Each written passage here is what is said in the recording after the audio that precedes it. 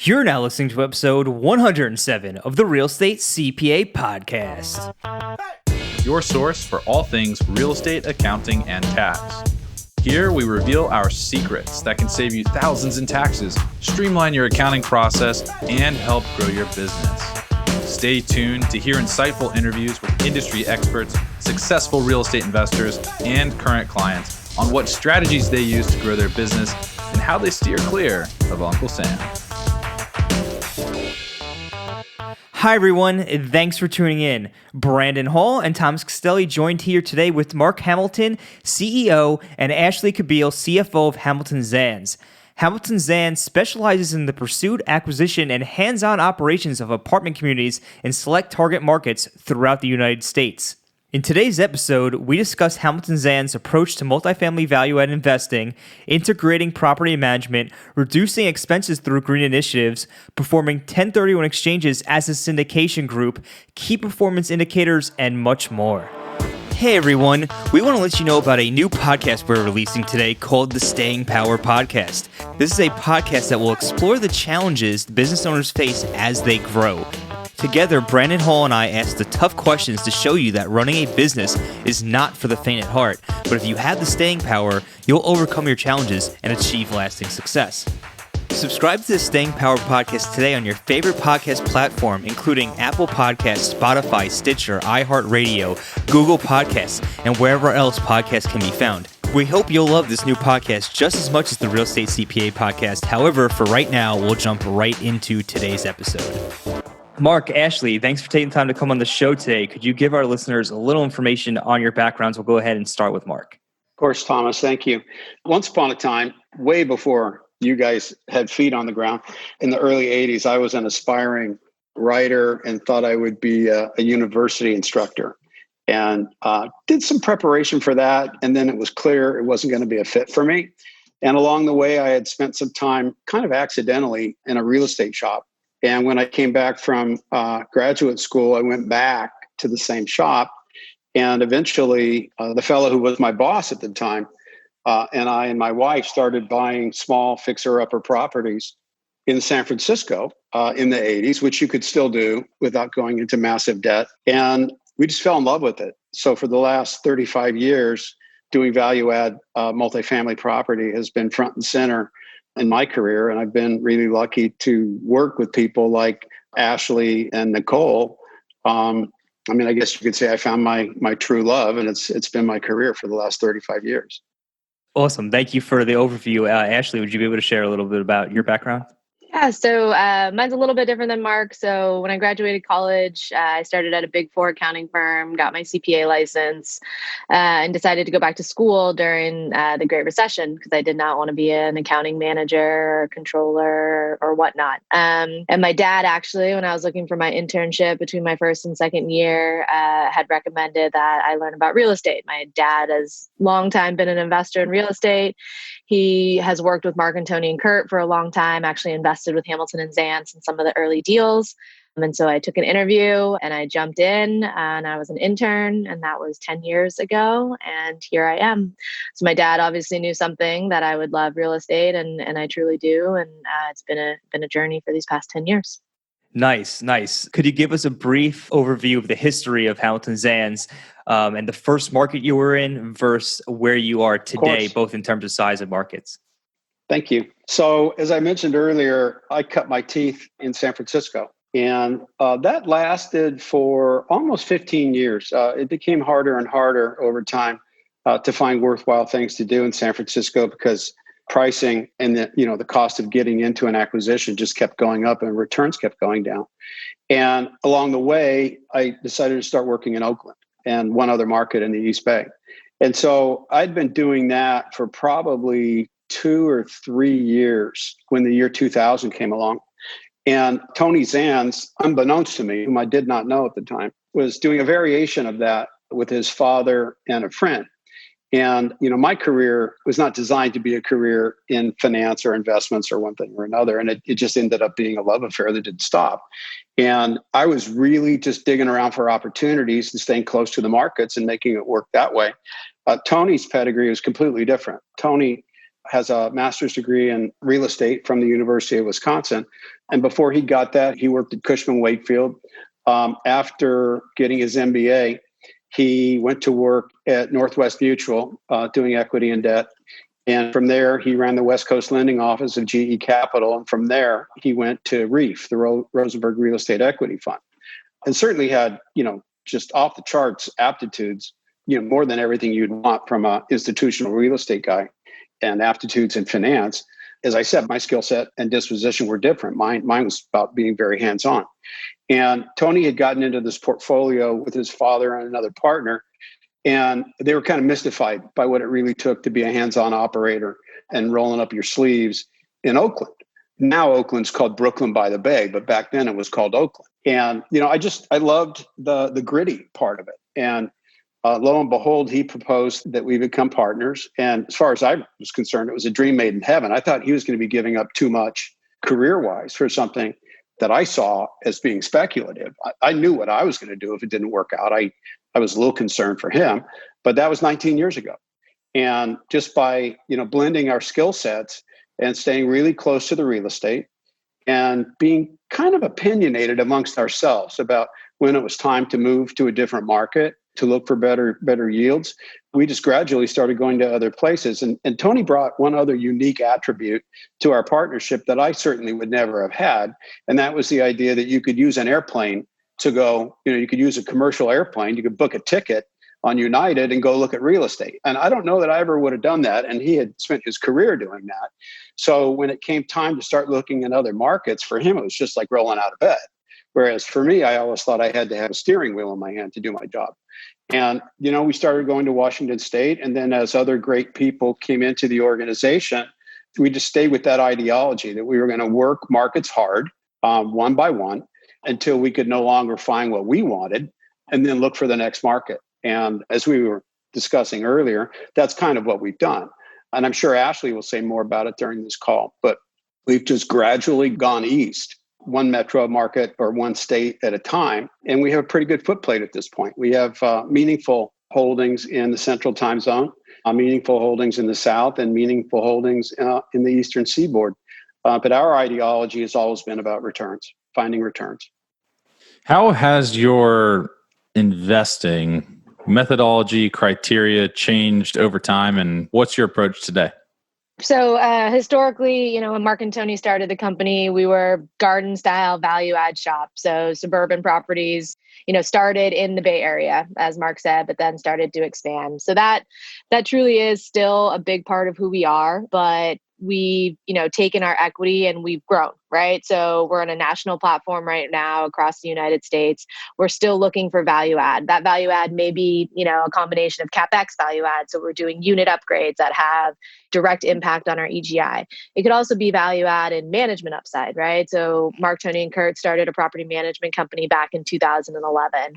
And so maybe we think we can bring better value add on the management side, but that true value add concept is still here. Spending time at the real estate, getting to know it, implementing a business plan. So where we were investing only in garden style apartments, we've kind of moved into core plus. We're looking at new lease up deals, but that true value add concept hasn't gone anywhere. How did the 07, 8, 9 crisis affect your approach to investing in real estate? And were you more prepared for the current COVID situation, even though it kind of came out of nowhere as a result of any changes you made back in 08, 09? I wasn't there at Hamilton Zanze, so I can't say. I came in right towards the end, but I can say that over the past 7 years, we've taken the time to reposition our entire portfolio. So I feel, and Mark can chime in, that we were better prepared for this COVID crisis than we were back in 07 and 08 when the Great Recession hit. Our properties are more stable, right? We have newer assets that are weathering the storm a little bit better. We've actually, done fairly well during this COVID crisis. We worked closely with Mission Rock to make sure our tenants can pay rent or have a payment plan. But yeah, so over the past 7 to 8 years, we took a hard look at our portfolio, whether it be geographically or size of the property or average, EGI per unit. And we kind of have this informal framework that we follow now when we're looking at whether we want to keep an asset and assets that we're also buying to put us in the best position kind of when this storm hit. But Mark can probably add a little bit more about the first recession. That was really well said. And your question is instructive. And I think I mentioned earlier that Tony and I became partners in 2000. It was actually 2001.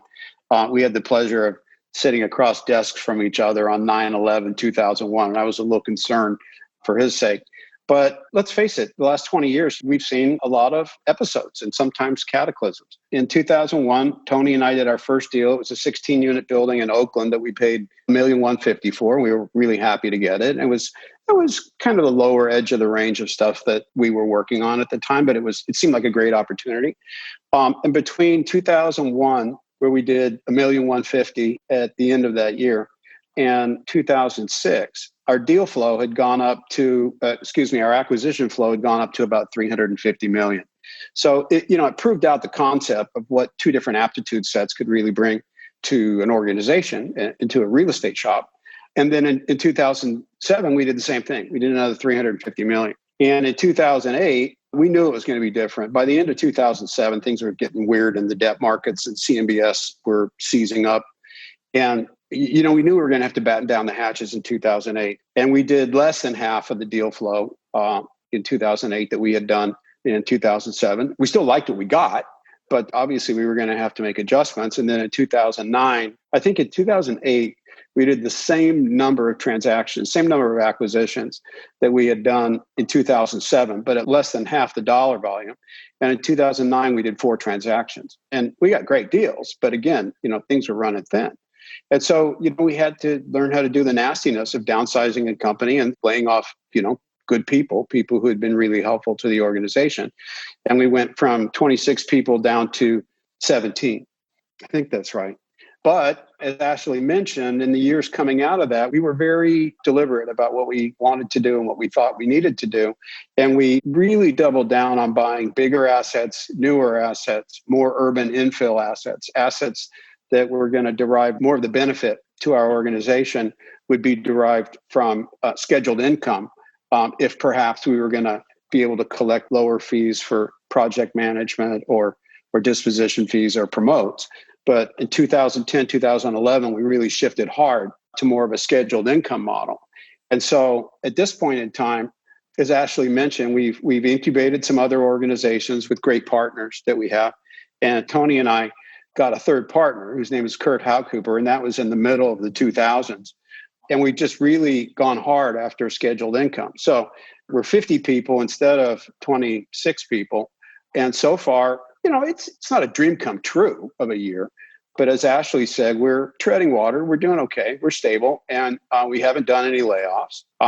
We hope that we can get through this time without any layoffs. We're contemplating 1 or 2 hires. And we've stayed with some of our other programs that are important to us about having high school and college interns in the shop.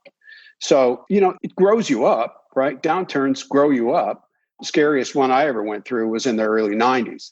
And so when 2008 came along, it didn't seem to me that it was going to be as bad from a household income standpoint for us, but it was still bad. And at this point in time, this cataclysm is something that we seem to be digesting tolerably. So you've both mentioned that you shifted towards newer assets. Can you tell us what newer means and why are you focusing on newer assets? Yeah, so we define newer as 30 years or younger. So the year is 2020 right now, so we'd like to be around 1990s vintage, and so that moves every year. We like that newer vintage. Just from an efficiency standpoint, your expense ratios are typically lower. On your older properties, there's more master systems. There may be boiler system. We want kind of more efficient assets that we can run where we're not going to have a huge expense ratio. And I think that leads into some of the work that we do on the value add side of what we can implement to keep those ratios down. But the way that we define vintage is 30 years or newer. I think that kind of leads into another question that we had here, and that was, so what are the most popular or most profitable value add strategies that you apply to the properties you're currently acquiring? Yeah, so typically the biggest profit ad is going to be our unit upgrades. We're always looking to see if there's some bump that we can do by going into the unit and upgrading the unit. We're also looking at amenities, right? When you go tour an apartment, the first thing you're looking at is the swimming pool, the business center, the lounge area, the fitness center. And so we want to make sure that the amenities within the market that we're operating in are top notch to kind of grab those tenants as we can. And then the unit upgrades. So installing hard surface countertops, vinyl flooring, stuff like that is going to have the biggest bump. We also focus a lot on green items as well. So, they may not be value add in terms we can charge more in terms of rent, but it'll save us on the expense side. So we're always looking at green value add items as well. How quickly do you turn units? In terms of renovation or our average turnover rate? Renovation, usually 2 to 3 weeks if we can get timing right, but it's always managing vendors, right? So just depending on, and the scope of the renovation, right? So I guess I'll give myself a range to 2 weeks to, a month if we're doing more hard counter surfaces, stuff that needs to be custom. But Mission Rock, which is the property management company, has a pretty well dialed in unit renovation program, right? So we're not when we buy a property and we're doing our due diligence, we're not coming up with a unit upgrade scope from nothing, right? There's a playbook of paint colors that we like to use and countertops that we like to use. So we know the products that we're going to implement. It's just finding the vendor in that area that we can utilize. We recently interviewed Ellie Perlman, and she's a sponsor of a lot of these different syndicates that are out there. And she said that she can turn units over in a week and a half to 2 weeks on the rehab. And so my parents listened to that episode, right? My parents own some real estate. My dad's been working on it. My mom listens to that and she's like, "Are you kidding me? You need to work harder." So it's good to hear that you guys are also in that ballgame. So Dad, Mom, if you guys are listening to this, Dad needs to step up his game. I think it's also important to maintain sanity. I mean, certainly you can blow and go. If you have resources waiting to go, there's a cost that goes along with that.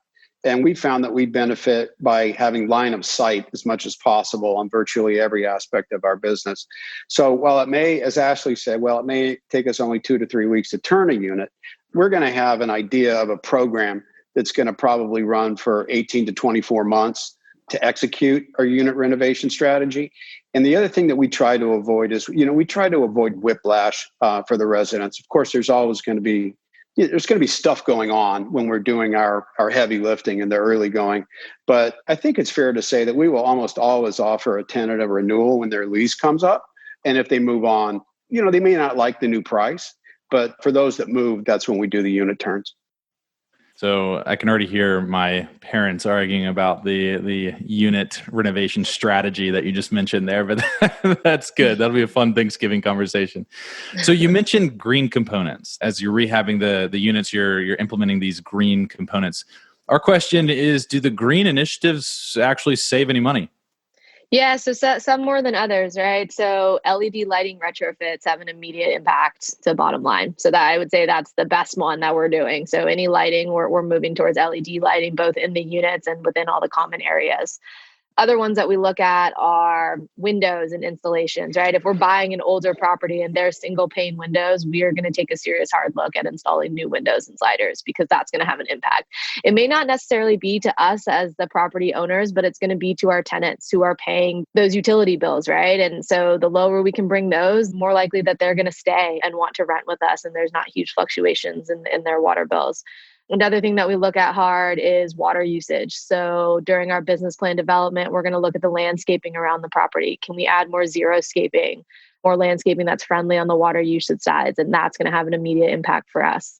And we're also going to look at ACs, right? We don't want 30-year-old AC units that are cranking as hard as they can to cool down those units. We might install more efficient ones.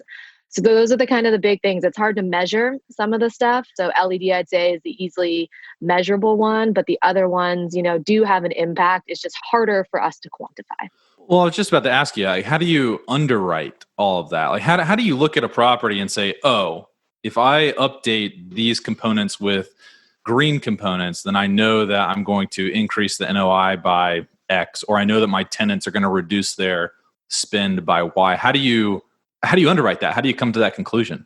That's a good question. We actually don't typically underwrite that savings. That's usually cream on top for our underwriting, right? It's a hard assumption to make. We can't say that in a year, if we install all LED lighting, we're going to save $40 per unit on electricity. So it's not an assumption that we're willing yet to bake into our pro formas. And so if the deal works, with the utilities, with growth rates, whatnot, and we do the deal, we're going to do it. We're going to implement those green things, and then we'll see the bottom line impact. It's especially harder for our residents. The way that we look at that is, are we getting less complaints for huge utility bill fluctuations? Is the reason for move out, because my utility bill is too high, is that going down, right? There's a property that comes to mind in Colorado Springs that Mark's going to know right away, where we redid the windows at that property. And we fought tooth and nail to do that with our investors because we had so many people saying we are moving out because our utility bills during the winter skyrocket. And so we had a huge backdoor at that property. And as soon as we fixed those windows, we knew that that would have an impact on our bottom line, not only by utility bills going down, but keeping residents is easier than continuing to turn that unit, right? We want people to stay at our apartments. And so, majority of that benefit went to our residents.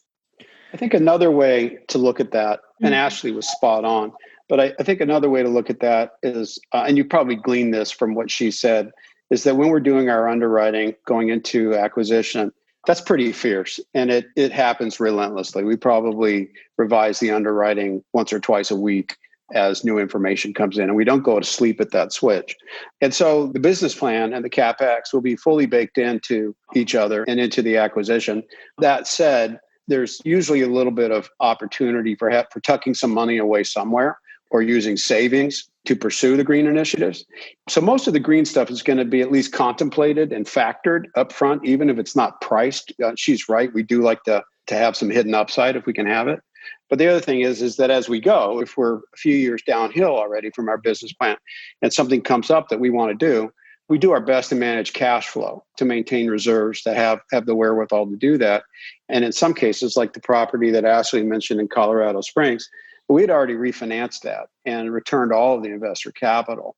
So it was cash flowing magnificently. And it was just going to be, as she said, it was just going to be icing on the cake. It was going to be something better still that we could do. And we did have a problem of tenants saying, enough of these high utility bills, I'm going to move somewhere else.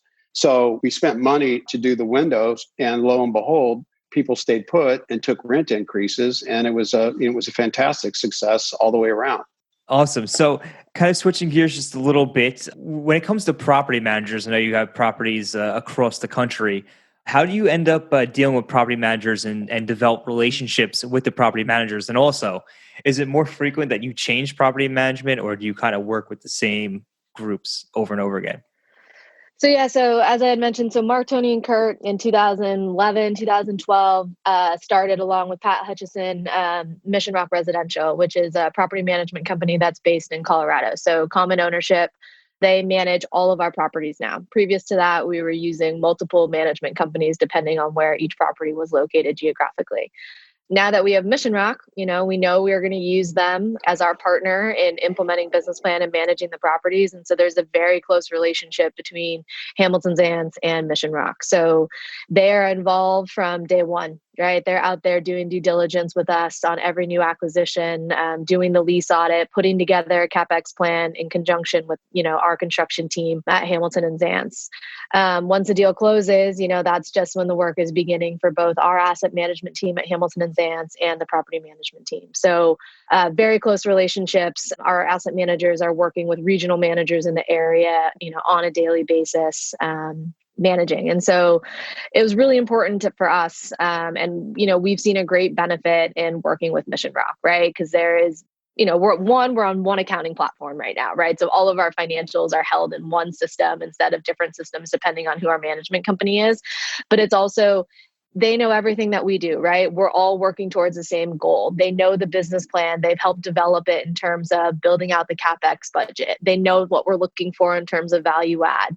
We do takeover meetings for every property so that the property manager is aware, right? Mark and Tony and Kurt have built this company where they want to empower the people at the property, right? They're there every day. They're our eyes and our ears. They're going to know more about that property than we are while we're sitting in San Francisco. So we have to rely on them, to tell us the bad news, tell us what we missed. And so I think having that honesty and that relationship has really helped in terms of our management of all of our portfolio. And so I think that's how we build it. They're involved in every step of the process.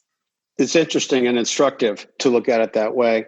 Back in the day, I was a little skittish about the idea of forming a management company. Fortunately, my partners prevailed on me. My wife has run her own management company for more than 20 years in the Bay Area, and it's hard work. Property management is hard work, and it's not necessarily a gigantic profit center. So, my hesitancy was, why I live with that. I know what that's like. Why do we want to do that? What was compelling about it was the opportunity for us to continue to evolve best practices and have them be consistent from side to side, to cultivate, hire, and train really good people and be responsible for creating long-term upside to incentivize them to stay. Then there's the aspect of full integration of the financials. The financials are seamless. And that's something that Ashlee obviously knows very well. But the other thing we knew when we were running with shops that were true third party was that if it wasn't working out, right, we knew that we could just replace them, right? We'd go find somebody else. And so I felt like that was good because our hands weren't tied, right? We weren't stuck with a manager. But the truth of the matter is, by the time you get ready to replace a manager, something has already gone wrong. And it's usually gone wrong. It's usually not one thing. It's usually gone on for a period of months. And so it becomes expensive.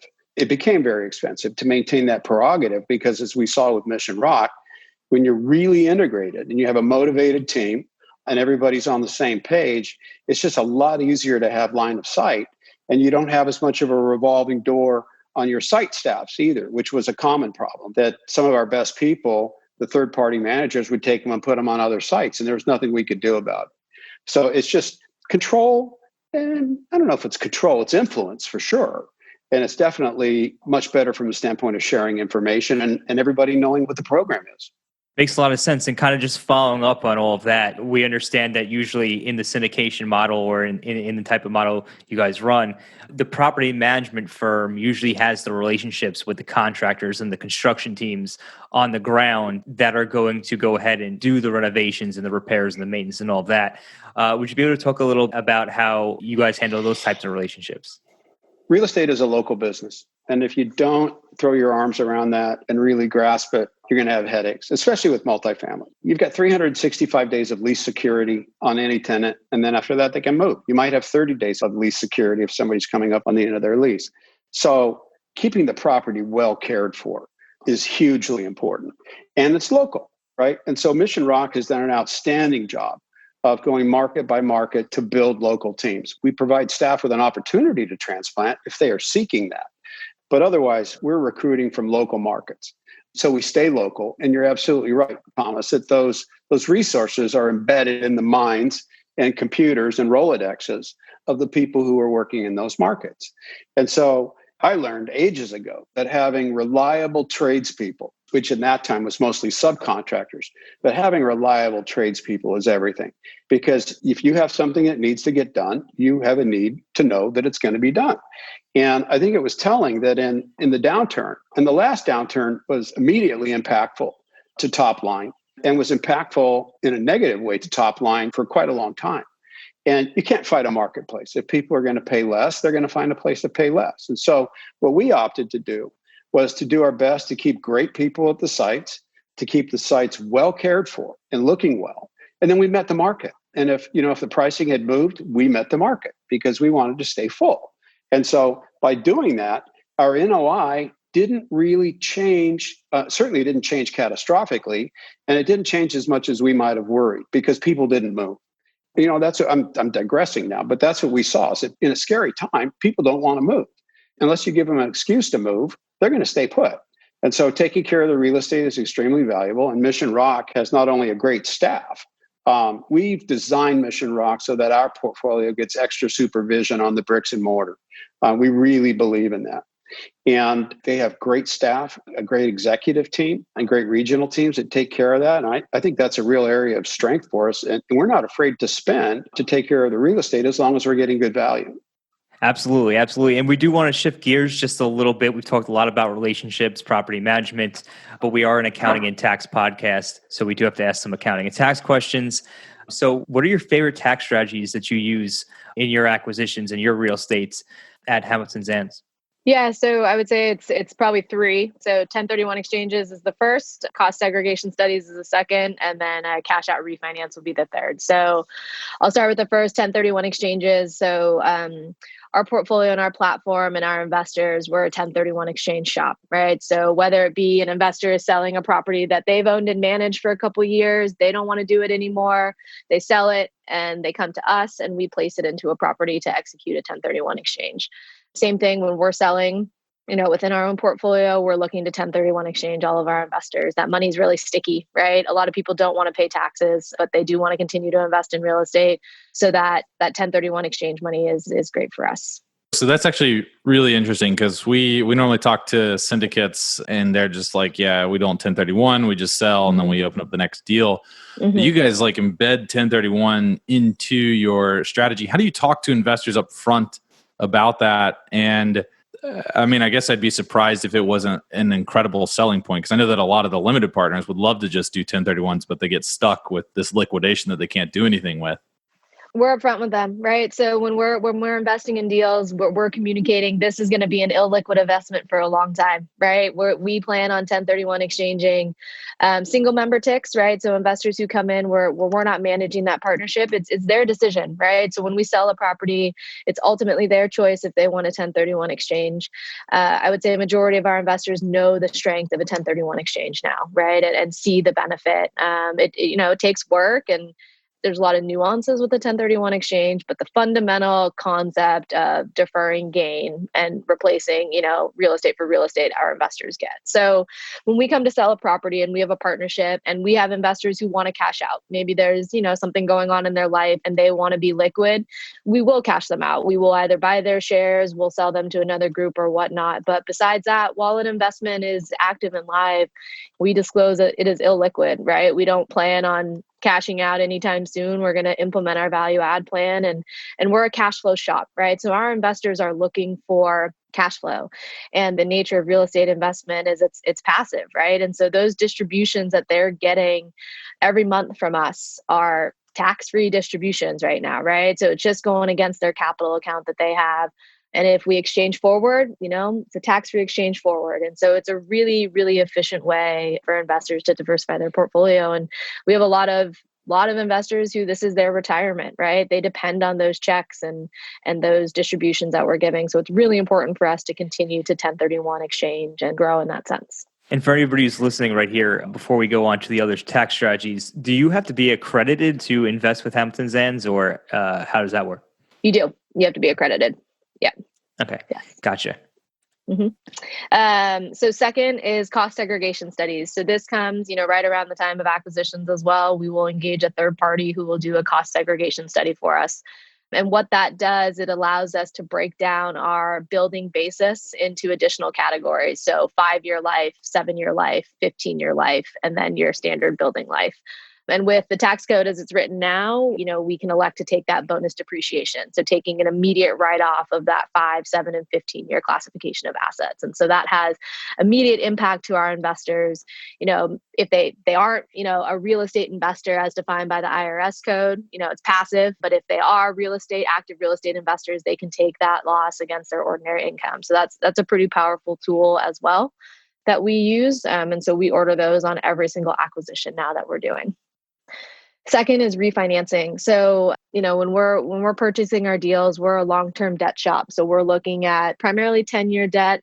We've gone down to 7 and we've gone as high as, 30 plus with a HUD loan.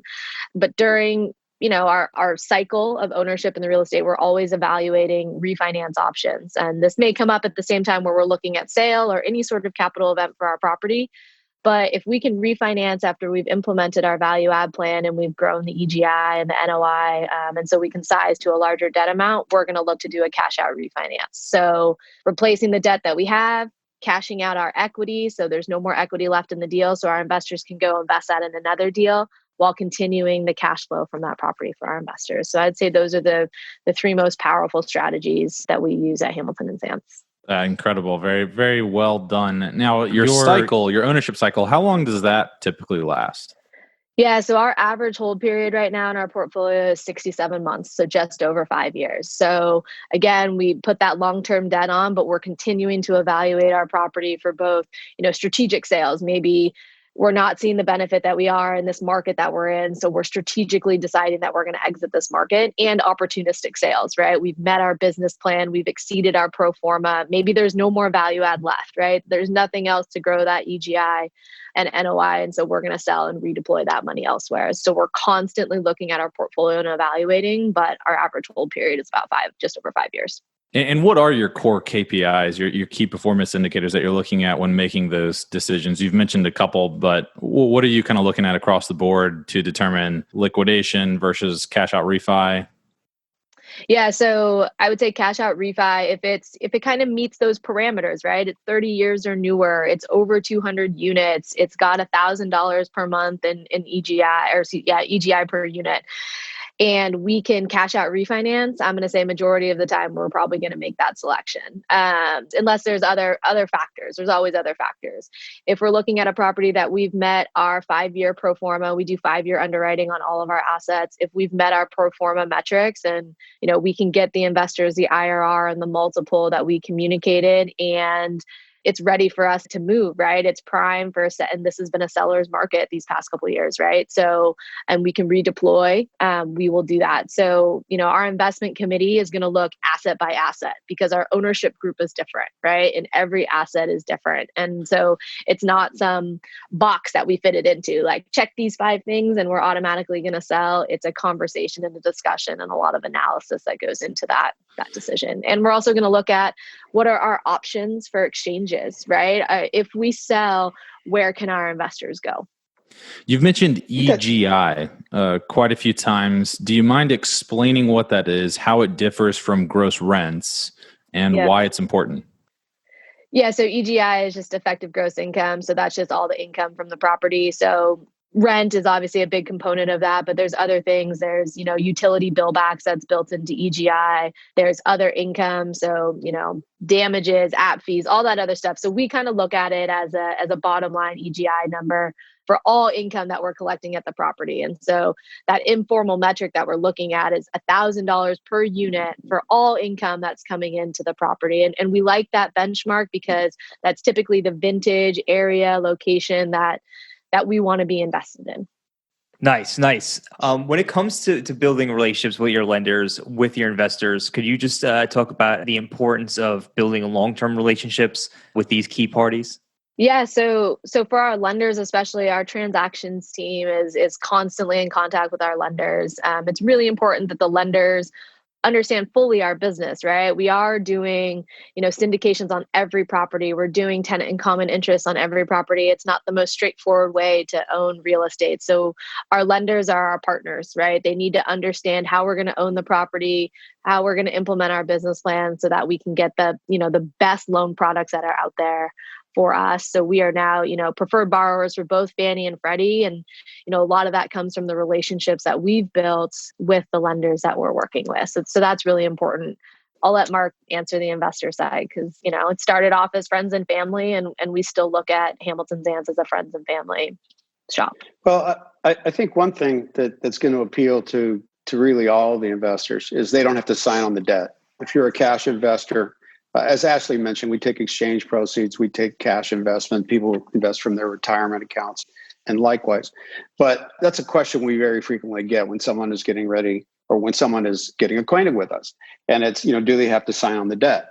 So with the multi-member LLCs that Ashlee mentioned, we might have, literally, we might have as few as 10 to 15 people in an LLC. We might have 150 people in an LLC. And it really it depends on how long a partnership has been going and to what extent it might reflect multiple partnerships that have been consolidated together. But that's one thing that they like. They don't want to have to be underwritten. They don't want to have to sign on the debt, and they don't have to. If they're an exchange investor, they're responsible for their own declarations, right? And we all have to sign the recourse carve-outs. This debt is almost universally non-recourse debt, but there are certain things you can't do. You have to indemnify the lender against environmental issues. You have to indemnify the lender against fraud and bankruptcy. And so if you're in an exchange, you do have to sign the recourse carve-outs, but you're only responsible for your own declarations. And so we just tell people to tell them, you're not going to have any problems as long as you're honest in your declarations. And so what Ashlee hinted at is that we're a preferred borrower with both Fannie Mae and Freddie Mac. On limited occasions, we will use bank or balance sheet financing. Infrequently, we will use life insurance debt. But the vast majority of it's Fannie and Freddie. And, it's been a great partnership between us and each of them. And they know what our operating model and our operating strategy looks like. And they're just phenomenally helpful having us have these generally hybrid vesting structures. And for the investors, for the most part, it's pretty seamless. We're high service to the tenancy and common investors, and to the cash investors, they don't even see the loan docs, which is exactly what they want. Gotcha. And if our listeners wanted to get in touch with you or learn more about Hamilton Zanze, what would be the best way for them to do so? Well, we're out there. You'll find us. You Google us and find all kinds of stuff. And, from time to time, we get these nice opportunities to actually talk in real time with people. So there are podcasts that are out there. But that aside, I would say, and I take some pride in this, I think the website does a terrific job of telling the story of the organization, of telling what we do and where we've been and what our rules are that we follow and what we're after. And so I would say that that's always a good place to start. And you could always email investor relations at Hamilton Zanze, and we'll make sure that we get any investor connected to a real person. Truth of the matter is we're not going to take an investor if we don't have an opportunity to speak with them. And, it's always nice when we can meet people in person. We have about 1,200 investors. And I would tell you that at least one person in the shop personally knows every one of those investors. And usually it's many of us. Awesome. Well, I want to thank you again for taking time to come on the show today. It's been an excellent episode, learned a lot of great stuff, and we're looking forward to putting it out there. Well, we're excited and grateful. And, if you're ever in California, stop by the shop and we'll introduce you to some other great people. Awesome. We'll have to do that next time we're out in California. Thanks for listening to today's show. If you enjoyed the show, please find us on iTunes and leave us a review. You can also email us at contact@therealestatecpa.com with any feedback or topic suggestions. We are always taking on new clients, and with the new tax laws in play, you really don't want to navigate this alone. Let us help you save money on taxes and with your accounting and CFO needs. To become a client, navigate to our client page at therealestatecpa.com and fill out a web form with as much detail about your situation as possible. Thanks so much for listening. Have a great rest of your week.